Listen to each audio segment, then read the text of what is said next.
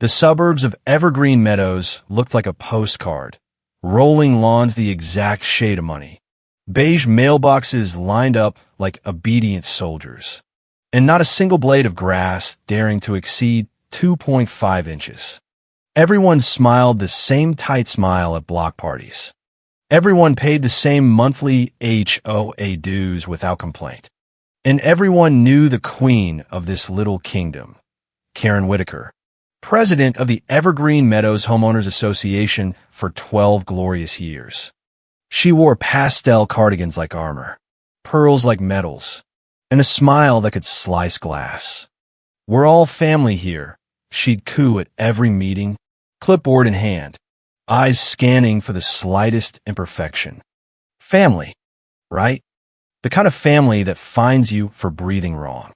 I was Sarah Thompson, the quiet one in the gray ranch house on Maple Lane. Policy analyst by day, ghost by choice. I kept my head down, my herb garden tiny and tucked behind the garage, and my American flag furled unless the calendar said it was okay. My mother Carol lived with me, widowed, nervous, forever smoothing things over. "Just pay the fine.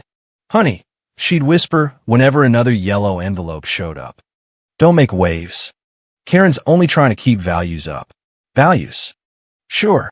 The same values that let Karen's brother's landscaping company win every contract without bidding while the rest of us got lectured on uniform aesthetics. I had learned silence young, not from some fairy tale trauma, but from watching neighbors get destroyed. One $750 fine for a visible trash can on a Tuesday. Another for a bird feeder that detracted from curb appeal. Karen never yelled in public. She smiled, patted shoulders, and slid the violation notice across the table like a death sentence wrapped in lavender stationery. "It's for the good of the community, dear," and the community nodded, because nobody wanted to be next. My first real mistake was the rose bush. One single climbing rose I trained along the fence, soft pink, nothing flashy. Karen's inspection drone, yes, she bought a drone, spotted it during her weekly sweep. Violation 47B, unauthorized flora. $300. I paid it. Mother wrung her hands. "Sarah, please. She's been here longer than us. Just trim it." So I trimmed. Then came the second notice. My mailbox flag holder was non-regulation silver. Another $250. I switched it to beige. Still not enough. Karen started waving at me extra sweetly at the mailbox, her eyes saying, "I own you." The neighbors began to whisper. Mrs. Delgado stopped inviting me for coffee. Mr.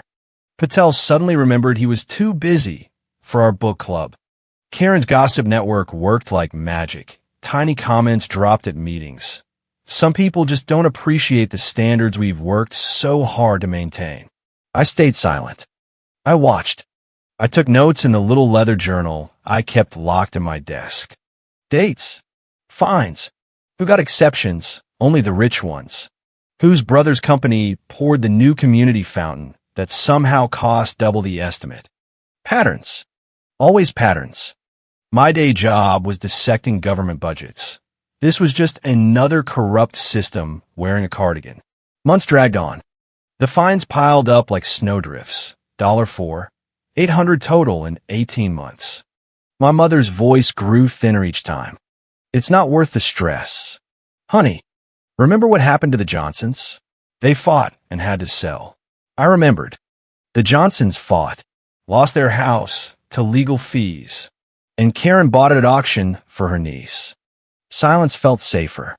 Until the night it wasn't. It was a Thursday in late September. The air still warm enough for open windows. I had just finished dinner when the doorbell rang. The smart doorbell I'd installed after the third fine. The one Karen had mocked as paranoid at the last meeting. There she stood on my porch in her signature baby blue cardigan, clipboard glowing under the porch light like a weapon. Behind her, two board members hovered like backup singers. "Sarah, darling," she sang, voice dripping honey.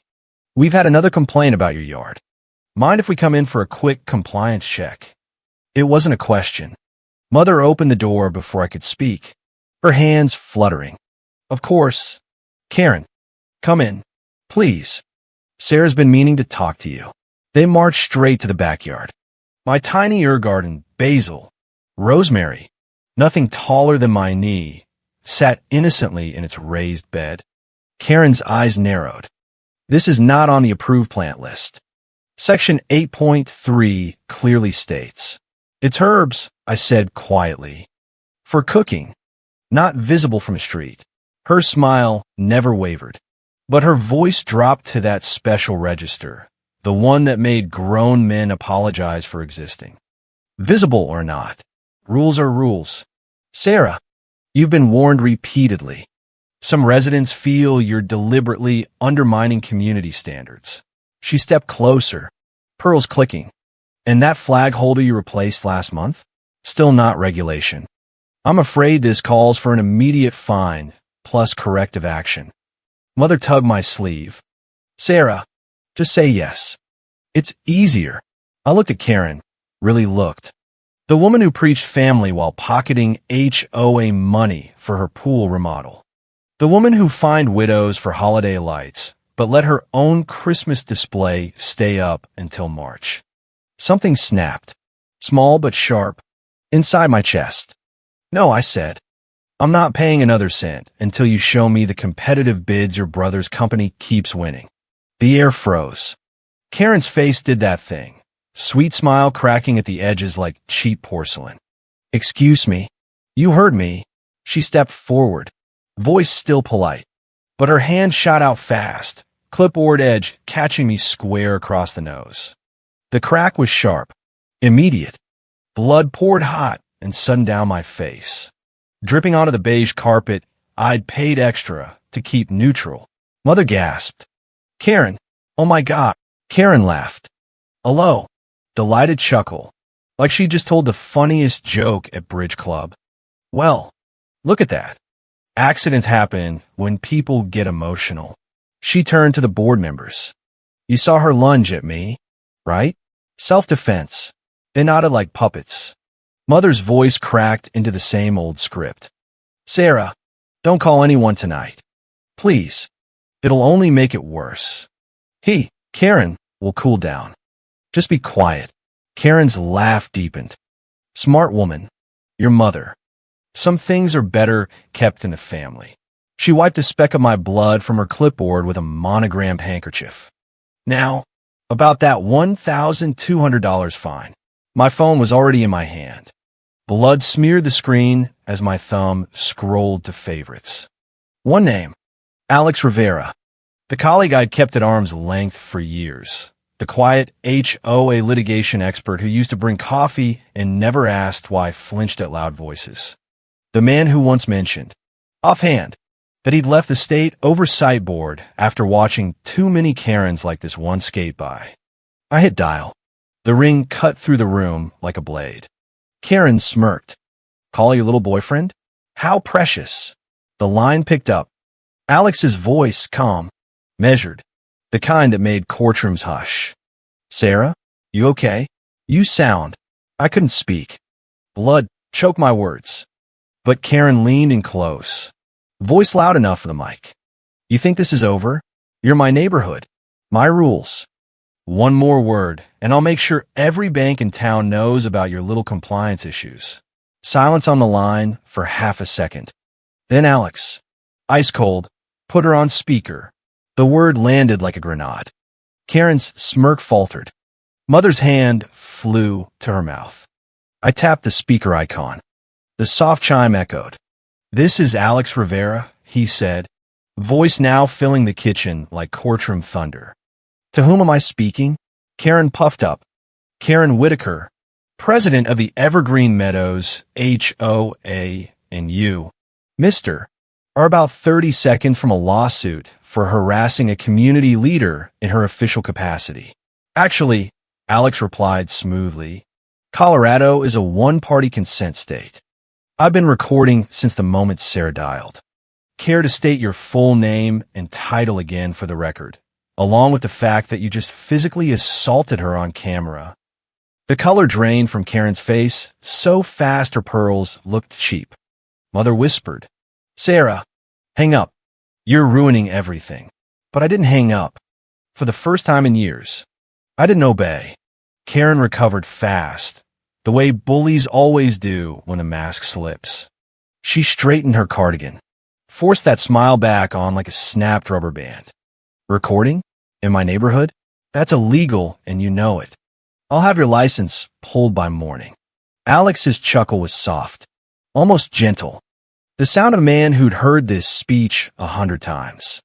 "Mrs. Whitaker, Karen, let me save you the trouble. I already pulled your file. Remember the 2022 landscaping contracts? The ones where your brother's company bid 40% over market and still won every single one? Funny how the other bids mysteriously vanished from the HOA server. I have copies. All of them." Her eyes darted to the board members, who suddenly looked like they wanted to be anywhere else. One of them, old Mr. Hargrove, took a half step back. Karen's voice rose an octave. "You're bluffing. Those records are private. Not when they're funded by resident dues. They're not.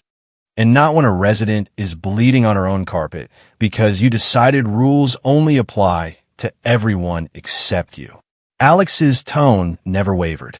"Sarah, can you get to a room with a lock? Now." I moved, blood still dripping. I backed toward the hallway. Mother reached for me, frantic. "Sarah, stop. Karen's only trying to help the community." "Help." I laughed once, bitter and wet. "She just hit me, Mom, in our house." Karen followed, heels clicking like countdown ticks. "You open that door, and I swear I'll have you evicted by next month. Try explaining that to your precious policy job in Denver." I slammed the guest bathroom door, twisted the lock. The cheap brass felt like freedom. Outside, Karen's voice turned to honey again for the board members. "She's unstable. Clearly. We'll need to call an emergency meeting." Alex's voice came steady through the speaker. "Stay put. Sarah, don't clean the blood. Don't touch anything. Preserve the scene. And tell me, does that smart doorbell you installed last year still record locally?" My heart stuttered with sudden hope. Yes. Memory card in the hall closet. Wide angle catches the foyer and part of the living room. Audio's crystal clear. Perfect. When it's safe, grab it. I'm already pulling the HOA bylaws. Section 12.4. Physical intimidation of a resident is grounds for immediate removal of any board member, including the president. Karen pounded on the bathroom door. "Sarah Thompson, you open this right now, or I'm calling the sheriff for trespassing on HOA property." Alex spoke over her. "Sheriff? Interesting choice. Because I just emailed the county attorney the preliminary packet, your brother's contracts, the missing bids, plus the audio of you admitting you're about to evict her for daring to question you. They love cases like this. Public Integrity Unit is already looped in." The pounding stopped. For the first time, Karen sounded small. "You can't do this. I've built this neighborhood. People respect me." Respect. Alex's voice dripped sarcasm. Or fear. There's a difference. And tonight that difference just got recorded in high definition. Silence stretched. I could hear Mother whispering desperately on the other side of the door. "Karen, maybe we should just talk tomorrow. Sarah's upset. It's been a long day." Karen's reply was pure venom wrapped in pastel. "Talk? No. We're done talking." Sarah crossed the line. "The whole board will hear about this at the emergency meeting Friday. Her house will be cited for every violation on record. And if she thinks some Denver lawyer can save her." Alex cut in, calm as death. "Friday's perfect, because I'll be there, with the full packet, and the audio, and the video from the doorbell that caught every word you just said about eviction threats. Smile. Karen, the entire neighborhood is about to see who you really are." I waited until the front door slammed and the car engines faded down the street. Then I crept out, flashlight on my phone, heart hammering like it used to when I was a kid hiding from Ray's voices. The hall closet smelled of mothballs and old regrets. I pried open the small white box, popped the micro SD card free. It felt tiny, insignificant, a black rectangle holding the end of Karen Whitaker's reign. Back in the bathroom, door locked again. I slid the card into my laptop. The files loaded. 5 motion-activated clips from 8:47 p.m. to 8:52 p.m. I hit play on the first one. Karen's voice filled the speakers, crisp, arrogant. Some people just don't appreciate the standards, then the slap. The crack. My gasp. Mother's useless, Karen. Please. Every threat about eviction. Every mention of my rules. Every lie about the board backing her. It was all there. Undeniable. Beautiful. I copied the files, encrypted them, and sent the link to Alex. His reply came in seconds. Got it. This is better than I hoped. The contracts alone would have been enough. The assault plus threats? She's finished. I sat on the cold tile, blood drying on my shirt, and for the first time in years, I didn't feel small. I felt precise. Like the spreadsheets I built at work, clean columns. No room for lies. Karen had spent 12 years building her little empire on fear and fake smiles. Tonight, one phone call and one forgotten doorbell camera turned her kingdom into a crime scene. The next 72 hours felt like holding my breath underwater. I want to work like nothing happened, same gray blazer, same calm smile, same spreadsheets. But every time my phone buzzed, I braced for Karen's pastel wrath. Mother hovered, pale and silent, brewing tea I didn't drink. Sarah, maybe you should apologize. Karen's been calling.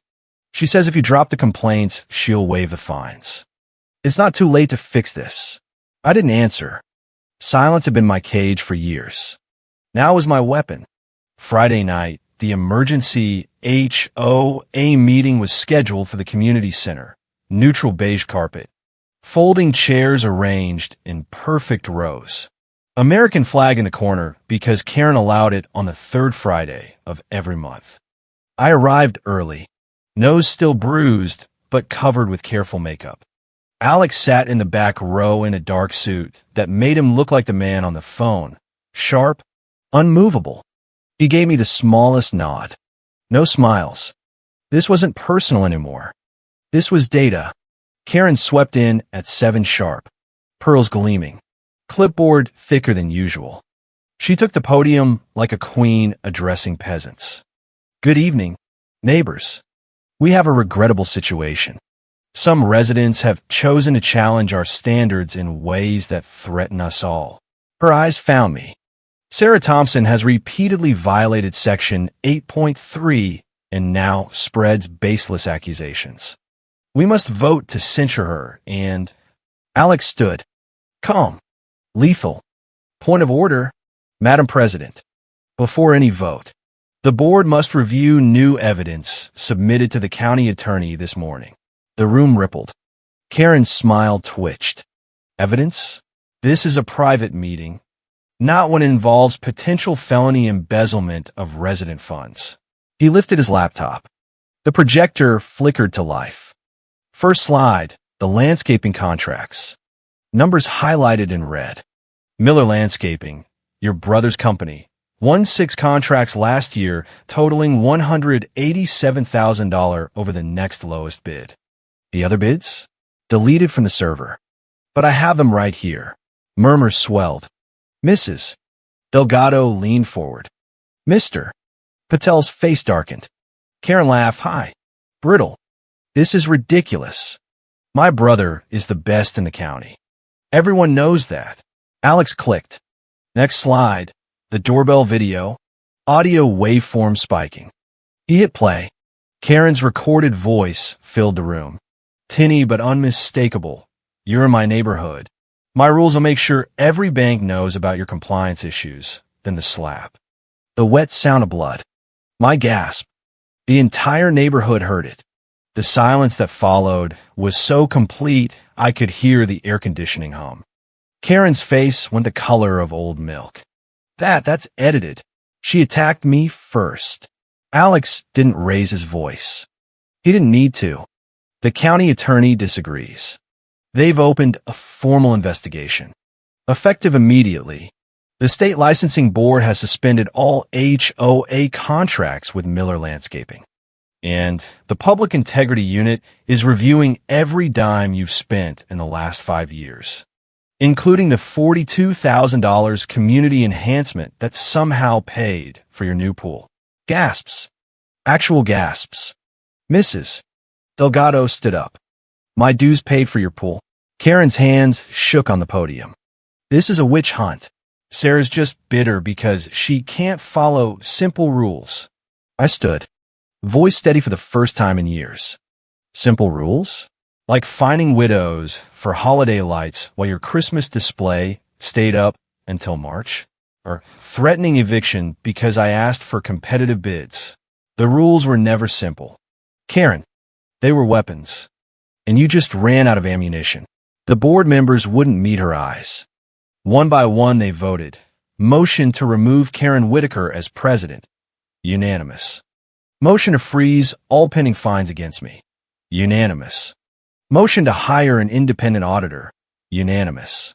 Karen clutched her clipboard like a shield. You'll regret this. All of you. I built this neighborhood. Alex closed his laptop with a soft click. No, Karen, you bled it. And tonight the neighborhood finally stopped letting you. She stormed out, pearls bouncing, heels stabbing the beige carpet. The door slammed. Someone started slow clapping. Then more. Then the whole room. I didn't clap. I just breathed deep, clean, like opening windows after years of stale air. Outside, the night smelled of cut grass and possibility. Alex walked me to my car. You did good. Sarah. Really good. I touched the bruise on my nose. Still tender. Still proof. I almost didn't call. He smiled, small. Real. But you did. That's what matters. The fallout hit like a perfectly manicured lawnmower. By Monday, the local paper ran the headline. Evergreen Meadows HOA president removed amid embezzlement probe. Karen's face, frozen mid-smile from last year's holiday card, stared out from the front page. Neighbors who once nodded politely now crossed the street to shake my hand. Mrs. Delgado brought over fresh tamales and whispered, I always hated those bird feeder rules. Mr. Patel offered to help me plant whatever I wanted in my yard. Screw the list, he grinned. Mother watched it all from the kitchen window, hands twisting a dish towel. Sarah, I was wrong. I thought keeping quiet would keep us safe. Her voice cracked. I was scared. Of her. Of losing the house. Of everything. I hugged her, gentle. No blame left. I know, Mom. But silence only fed her. We're done feeding monsters. The county attorney moved fast. Search warrants. Frozen accounts. Karen's brother's company offices taped off. Every resident received a letter. Full audit coming. Refunds possible for overcharged dues. The community center bulletin board, once covered in Karen's passive-aggressive reminders, now held a single sheet. New board elections next month. All voices welcome. I spent the weekend reclaiming my yard. I planted the roses openly along the fence, bright pink, defiant. I hung the American flag every single day. I bought a new smart doorbell with cloud backup and 4K video. Just because. Alex helped install it Saturday afternoon. Sleeves rolled up, laughing when I joked about regulation silver. No more beige. Never again. Karen tried one last desperate play. She showed up at my door Wednesday evening, cardigan wrinkled, pearls missing one, eyes wild. No clipboard. Sarah, please. We can fix this. Drop the charges. I'll waive everything. I'll even approve your stupid herbs. I stood on my porch, and looked at her. The woman who once made me bleed now looked small. Too late. Karen, the county already has everything. And honestly, I kind of like my stupid herbs. She opened her mouth, closed it, for the first time in 12 years. Karen Whitaker had nothing to say. She turned and walked away, shoulders slumped under the weight of her own pastel lies. The press conference happened 2 weeks later in the same community center. New board president, Mrs. Delgado, of all people, stood at the podium. Alex was there as consultant. I sat in the front row, no longer the ghost. Effective immediately, Mrs. Delgado announced, all absurd aesthetic rules are under review. Residents may plant whatever they damn well please as long as it doesn't block sight lines. And every contract will go to public bid. Cheers. Actual cheers. Alex stepped forward. We've also recovered approximately $214,000 in misused funds. Refunds will be issued next quarter. And charges against the former president include felony embezzlement, witness intimidation, and assault. The room exploded. I didn't cheer. I just smiled quiet, satisfied. The kind of smile that comes when the numbers finally balance after years of fraud. That night, I sat on my back porch with a glass of wine, watching the roses sway in the breeze. Mother joined me, silent for once. No more wringing hands. No more just pay the fine. She raised her glass. To new rules. I clinked mine against hers. To breaking the old ones. 6 weeks later, the neighborhood looked different. Not dramatically, lawns still neat. Houses still beige, but the air felt lighter. Bird feeders everywhere. Flags flying. Kids' toys scattered on driveways without fear citations. Karen's house sat quiet. For sale sign planted like a white flag. Rumors said she moved to Florida. Good. Let the alligators deal with her. I changed more than the yard. I installed new deadbolts on every door, brushed nickel. Heavy, satisfying click. Not because I was scared anymore, but because I finally understood locks aren't just to keep people out.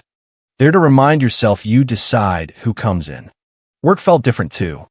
The same spreadsheets. But now I volunteered for the pro bono HOA reform project the firm was starting. Someone has to keep the Karens in check, I told my boss. He laughed. After what you just pulled, you're the perfect person. Alex and I started slow. Coffee. Then dinner. No rush. He never pushed. Never made me explain the bruises or the silence I used to wear like armor.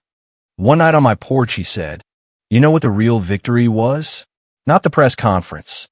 Not the refunds. It was the moment you hit speaker. That single decision changed everything. I looked at him, kind eyes, steady voice. The man who'd answered the phone when I was bleeding and terrified. I almost didn't, but you did. He smiled. And the neighborhood is better for it. You're better for it. I leaned against him, just a little. The roses smelled sweet. The flag waved gently even though it wasn't an approved day. Somewhere down the street, someone laughed, real laughter, not the tight, HOA kind. Mother came out with fresh lemonade. She'd started sleeping through the night. No more nightmares about yellow envelopes. She handed me a glass and said softly, I'm proud of you. Sarah, I should have said that years ago. I took the glass. We both learned late. But we learned. That evening, I sat alone after they left. Phone in hand. One text waited from Alex. Proud of the woman who made the call. I smiled at the screen. No long reply needed. Just the truth. I typed back. Me too. Send.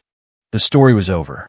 Not with fireworks or courtroom drama, though those happened, but with the quiet satisfaction of a lock clicking into place. My lock. My yard. My rules. And somewhere in Florida, Karen Whitaker was probably still clutching a clipboard, wondering how one quiet woman with a bloody nose and a phone could topple everything she'd built. I raised my glass to the roses. Cheers to that.